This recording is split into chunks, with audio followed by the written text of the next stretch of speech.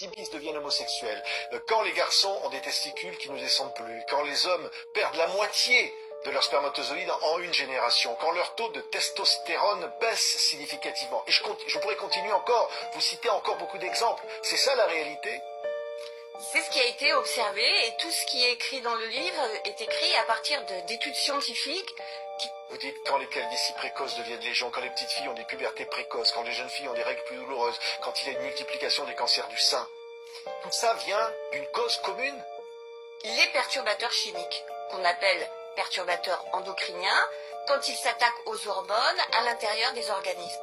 Par exemple, on va prendre un exemple tout simple, la pilule. C'est un médicament, mais c'est un perturbateur hormonal, par définition, puisque justement, il va jouer sur les hormones. Eh bien, la pilule, les femmes le savent pas toujours, mais c'est un cancérigène, classé officiellement cancérigène par l'OMS, avec 38% de cancer du sein en plus quand on est sous pilule. Oui, Alligator, les femelles alligators ont commencé à avoir des ovaires qui ressemblent un peu aux ovaires polykystiques qu'on retrouve aujourd'hui chez les femmes.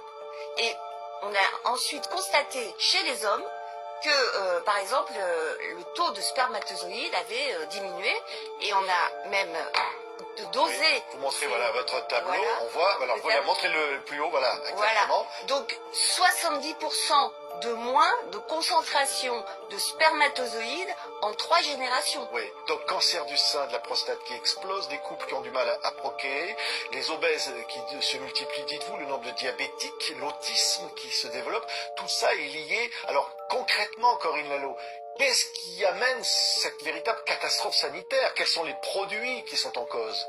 Alors les produits, moi je les ai regroupés en 6 familles, hein, mais principalement les pesticides, les médicaments ainsi que les additifs alimentaires. Donc les médicaments, beaucoup de médicaments sont féminisants pour les hommes. Vous avez aussi tout ce qui est plastique. Dans les plastiques, il y a le bisphénol A pour les plastiques souples et pour les plastiques durs et les phtalates pour les plastiques souples. Donc les plastiques sont aussi perturbateurs hormonaux et féminisants.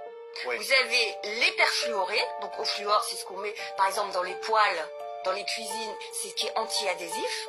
Et les retardateurs de flamme bromés, des polydes bromés, alors ce sont des produits qu'on met dans les tissus, dans les canapés, dans les rideaux, même quelquefois dans les habits.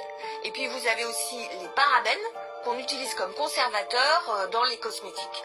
Donc tous ces produits sont des produits qui vont jouer sur les hormones et qui vont à la fois féminiser les hommes, hyper féminiser les femmes et produire des maladies hormonales sur la thyroïde, sur le pancréas, du diabète, de l'obésité.